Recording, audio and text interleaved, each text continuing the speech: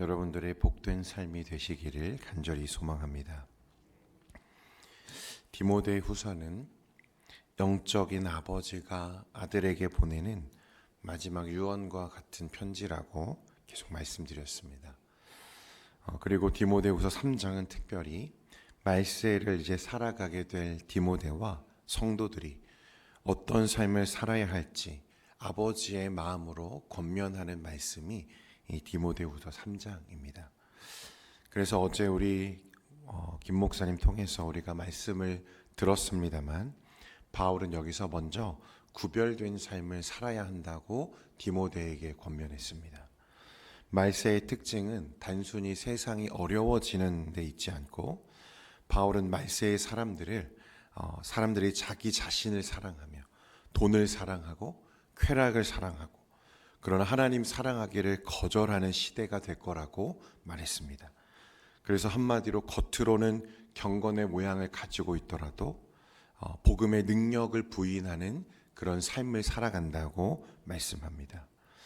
그래서 바울이 말하는 말세의 문제는 외적인 어떤 박해보다도 사랑의 대상이 뒤바뀐 삶, 사랑의 대상이 뒤바뀐 시대를 우리에게 말씀하고 있는 것입니다. 하나님보다도 자신을 더 사랑하고 하나님보다 물질과 쾌락을 더 의지하는 그런 삶을 말하는 거죠. 그래서 바울은 디모데에게 말하기를 그런 삶과 구별된 삶을 살아야 한다고 권면했습니다. 복음의 능력이 삶으로 드러나야 하고 하나님을 사랑하는 삶을 살라고 권면하고 있는 거죠. 이제 이 구별된 삶을 살기 위해서 디모데와 이후 모든 성도들이 붙잡아야 할 진리에 대해서 바울이 설명하기 시작합니다. 그게 오늘 저와 여러분이 읽은 10절에서 17절까지 말씀의 내용이에요. 먼저 10절 말씀에 보면 바울이 이렇게 말합니다. 나의 교훈과 행실과 의향과 믿음과 오래 참음과 사랑과 인내와. 여러분 누구의 교훈이라고 말했습니까? 나의 교훈과 나의 행실과 나의 의향과 나의 믿음과 오래 참음과 사랑과 인내. 그러니까 바울은 구별된 삶의 실체를 설명하기 위해서 지금 먼저 무엇을 이야기하고 있냐면 자신의 간증을 지금 이야기하고 있는 것입니다. 나의 교훈들, 나의 행실들, 나의 의향들. 왜냐하면 여러분 앞에 있는 이 디모데는 어떤 사람이죠? 그냥 바울의 제자, 바울의 어떤 가르침을 들었던 사람이 아니라 바울의 삶을 고스란히 목격하며 자란 아들과 같은 사람이잖아요. 그래서 그동안 디모데가 바울의 삶을 가장 가까이에서 지켜봐온 목격자이기 때문에 그는 이렇게 자신의 삶을 빗대어서 설명하고 있는 것입니다. 그는 바울과 함께 길을 걸었고 사역의 현장에서 그가 어떤 선택과 어떤 태도를 가지고 있었는지를 지켜봐왔습니다. 사람들이 그를 떠날 때 바울이 어떠한 결정들을 해왔는지 보았고 복음 때문에 오해받고 배척당하는 현장에서 바울이 어떤 태도로 그런 사역을 감당했는지를 보았고 바울이 이제 그렇게 살아왔던 복음적 삶을 살아왔던 그 삶의 모습을 고스란히 그가 봐온 사람이기 때문에 바울은 그 점을 지금 상기시키면서 너는 내 삶을 지켜본 사람이다. 지금 이렇게 말하고 있는 것입니다. 그러면서 오늘 바울이 나열하고 있는 목록을 보면 분명한 흐름이 있어요. 먼저 교훈을 말하고 이어서 행실을 말하고 그 다음엔 의향을 말합니다. 그러니까 바울의 신앙은 디모데가 지켜봐왔던 바울의 신앙은 그 단지 말에 머무는 삶이 아니라 그 말은 삶으로 드러나고 또 그 삶에는 분명한 방향과 목적이 있었음을 그가 이렇게 지금 말하고 있는 것입니다. 그러니까 바울 사도가 보여주었던 그 삶은 삶과 신앙이 분리되지 않고 그의 삶은 우연한 선택이 아니라 복음을 향한 의식적인 방향이 지속적으로 드러나는 삶이었음을 지금 이렇게 설명하고 있는 것입니까?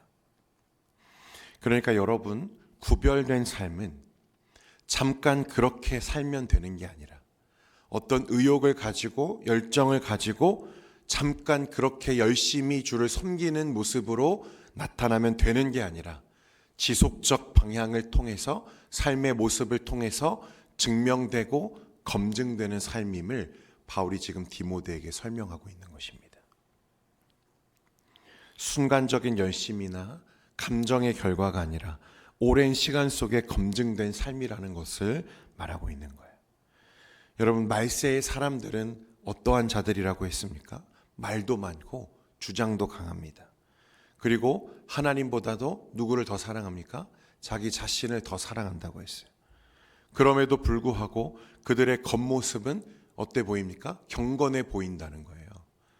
경건의 겉모습은 있다는 것입니다. 그러나 능력은 부인하는 자들이죠.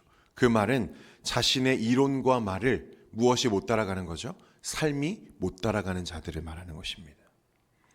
바울이 10절에서 자신의 삶을 이렇게 디모데에게 먼저 꺼내놓고 있는 것은 디모데에게 뭔가 새로운 신앙을 요구하기 위해서 꺼내놓는 게 아니라 네가 이미 보았던 것들, 이미 경험했고 이미 알고 있는 내가 보여주었던 그 삶에 계속 어떻게 하라는 것입니까? 머물러 있으라고 권면하고 있는 것입니다. 그래서 이 말씀이 어디로 이어지냐면 14절 말씀에 이어집니다.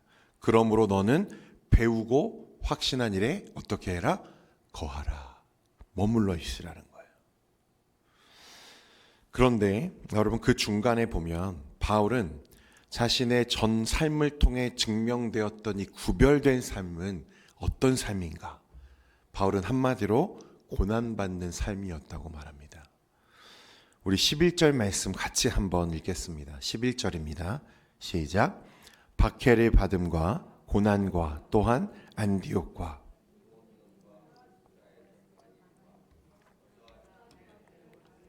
내가 과연 보고 알았거니와 주께서 이 모든 것 가운데서 나를 건지셨느니라. 아멘. 이 부분이 되게 중요한데요. 바울은 디모데가 본 자신의 이 사도적 삶 속에 무엇이 있었다고 말합니까? 고난이 있었다, 이 말을 합니다. 여러분, 그동안 바울이 걸어온 그 길은 꽃길이 아니었습니다. 아름답기만 한 삶이 아니었다는 거예요. 믿음과 사랑, 인내의 삶을 살기 위해서 그가 몸부림칠 때 자연스럽게 어떤 길로 이어집니까?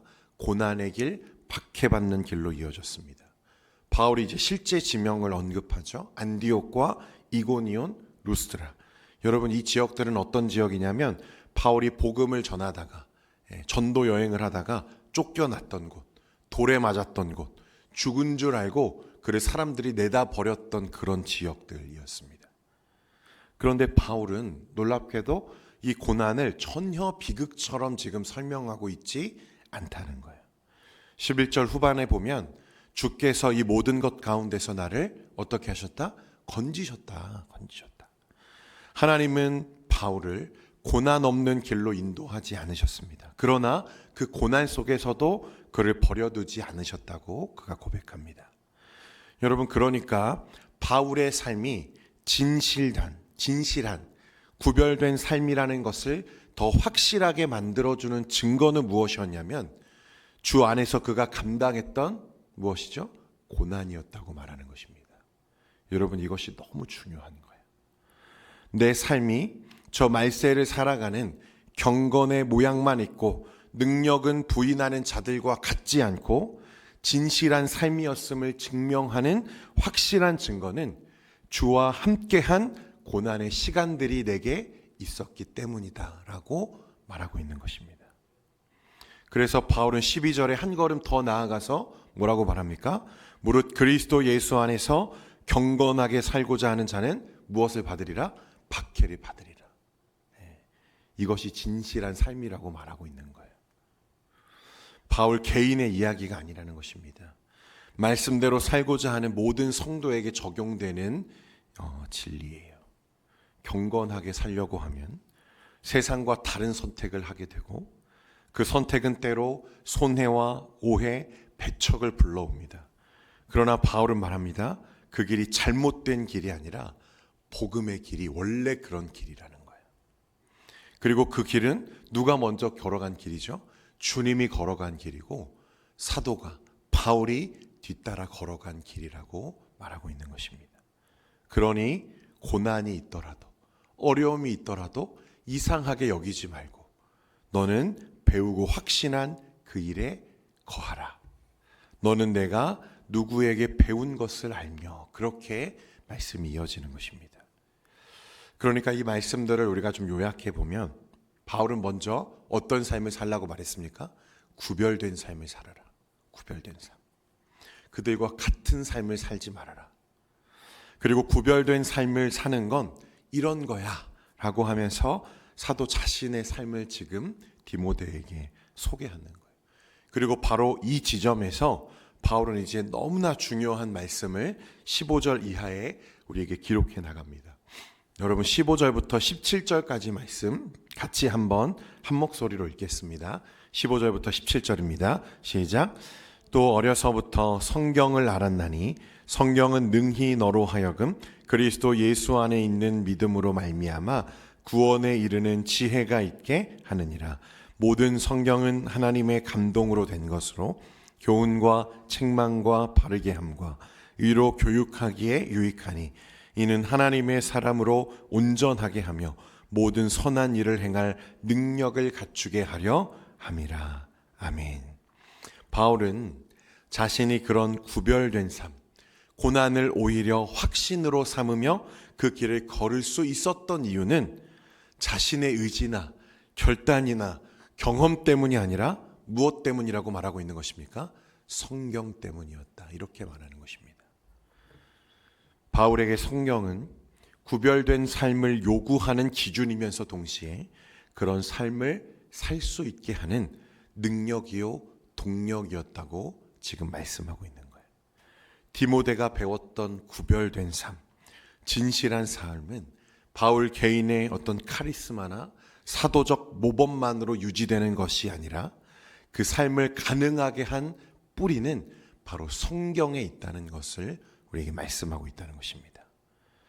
여러분, 성경은 우리로 하여금 말씀해 보면 그리스도께로 우리를 인도하는 구원에 이르는 지혜를 제공한다고 말씀했습니다. 왜냐하면 이 성경이 무엇으로 된 것이죠? 하나님의 감동으로 된 것입니다. 하나님의 숨결이 들어있는 하나님의 생명의 말씀이 성경이라는 거예요. 성경은 단순한 교훈이 아니라 하나님이 자신의 백성을 빚어가시는 도구입니다. 그래서 성경은 교훈하고 책망하고 바르게 하고 의로 교육하기에 유익하다. 이 모든 과정은 하나님의 목적을 향해 방향으로 우리를 이끌어가는 능력이 되고, 그래서 하나님의 사람을 성경이 온전하게 하고 모든 선한 일을 행할 능력을 갖추게 함이라 라고 말씀하고 있는 거예요. 여러분, 그래서 말세의 어떤 이 시대, 종말의 시대를 살아가는 교회와 성도의 삶의 문제는 우리의 의지의 문제가 아니라 무엇의 문제입니까? 말씀의 문제인 줄 믿으시기를 바랍니다. 성경 위에 서 있지 않으면 아무리 열심히 있어도 그 삶은 무너질 수밖에 없는 것입니다. 반대로 성경에 붙들린 사람은 고난 속에서도 진실한 삶을 살아갈 수 있다고 성경이 우리에게 지금 말씀하고 있는 거예요.